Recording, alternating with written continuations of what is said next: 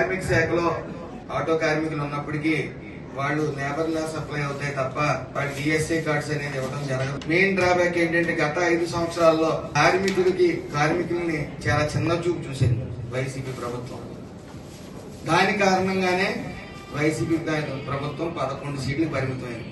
ముఖ్యంగా మెయిన్ కార్మిక శాఖ వల్లే. ఉదాహరణకి భవన నిర్మాణ కార్మికులు 20 లక్షల మంది నమోదై ఉన్నారు. 10 లక్షల మంది నమోదు కావాల్సి ఉంది. అంటే సుమారు 30 లక్షల మంది. ఇంటికి వచ్చి ముగ్గురిని లేకపోతే నలుగురిని వేసుకుంటే 1 కోటి మంది దాటి భవన నిర్మాణ కార్మికులే ఉన్నారు. అంటే 28 రకాలు ఉంటాయి భవన నిర్మాణ కార్మికులు. ఎలక్ట్రీషియన్ అని, టైల్స్ మేస్త్రి అని, తవి మేస్త్రి అని రకరకాలు. వాళ్ళందరూ కూడా 1214 జీవో పెట్టి వాళ్ళకి చెందవలసిన పథకాలన్నీ కూడా తీసేయడం జరిగింది. ఆ ఒక్క కారణంతో భవన నిర్మాణ కార్మికులు ఒక్క తనుతంతే 11 సీట్లు పడ్డారు వైసీపీ ప్రభుత్వం. అందులో సందేహం లేదు. అలాగే మిగతా కార్మికులు కూడా రాత్రి రంపాన్ని పెట్టిన ప్రభుత్వం వైఎస్ఆర్ ప్రభుత్వం. ఇలాంటి కారణాల వల్లే 11 సీట్లు పరిమితమైంది. ఎందుకంటే కార్మిక శాఖ అనేది చాలా కీలకమైన శాఖ. ఆ శాఖని టచ్ చేస్తే ఏం జరుగుతుంది అనేది మన ప్రభుత్వం గుణపాఠంగా తీసుకుంటుంది ఖచ్చితంగా. అలాగే ఈఎస్ఐ హాస్పిటల్ కూడా అడగడం జరిగింది.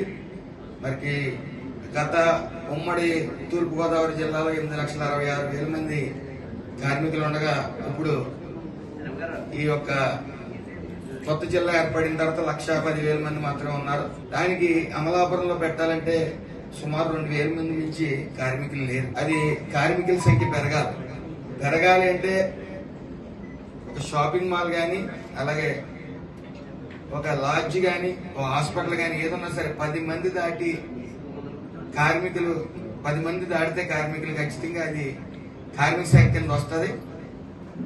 దాని నిమిత్తం అలాగే ఆక్వా కూడా ఏ ఫీల్డ్ ఉన్నా సరే 10 మంది దాటి కార్మికులు ఉన్నారంటే కార్మిక శాఖ కిందకు వస్తుంది. కాకపోతే ఎవరో కూడా నమోదు చేసుకోకపోవడం వల్ల ఈ యొక్క కార్మికుల సంఖ్య ఇక్కడ పెరగలేదు. దాని నిమిత్తం మొన్న నారా చంద్రబాబు నాయుడు గారి రివ్యూ మీటింగ్ లో ఒక స్పెషల్ డ్రైవ్ అనేది పెట్టండి, ప్రతి 10 మంది దాటిన శాఖని కార్మిక శాఖ కింద తీసుకురండి అని ఆయన ఆదేశించడం జరిగింది. దాని నిమిత్తం ఆల్రెడీ స్పెషల్ డ్రైవ్ అనేది జరుగుతుంది.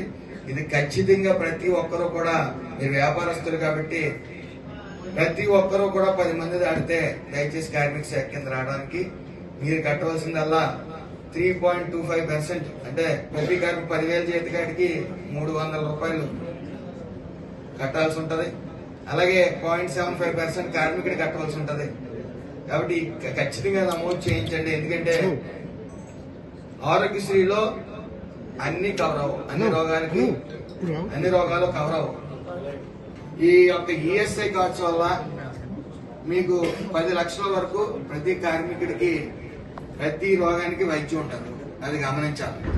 కాబట్టి మీ కృషిగా ప్రతి 10 మంది దాటిన కార్మికుల్ని ఈ కార్మిక శాఖ తీసుకురావడం వల్ల ఇటు ఓనర్కి ఇటు కార్మికులకి కూడా న్యాయం జరుగుతుందని భావిస్తా ఉన్నాం. ముఖ్యంగా ఆక్వా ఫీల్డ్ వారు గత 15 ఏళ్ల నుంచి కూడా అసలు నమోదు చేయని వైద్యం. ఏ సమస్య ఎప్పుడు ఎటు నుంచి వస్తుందో తెలియదు. కాబట్టి ఖచ్చితంగా ఈ యొక్క కార్మికుల సంఖ్య పెరగాలి. స్పెషల్ డ్రైవ్ అనేది జరుగుతుంది. అదే విధంగా ఇందాక తాతాజీ గారు అన్నట్టు ఈ ఆటో నగర్ అనేది మాకు అవసరం అన్నారు. ఆ ల్యాండ్ చూసి బాధ్యత ఇంత కూడా తాతాజీ గారు తీసుకోవాలని కోరుతా ఉన్నాం. ఈ సలహా కూడా ఆనందంగా ఇచ్చాను. ఆ సైటు తాతాజీ గారు చూసిన వెంటనే మిగతా ప్రతిదీ కూడా మా భుజాల మీద వేసుకుని మేము ముందుకు తీసుకెళ్తాం.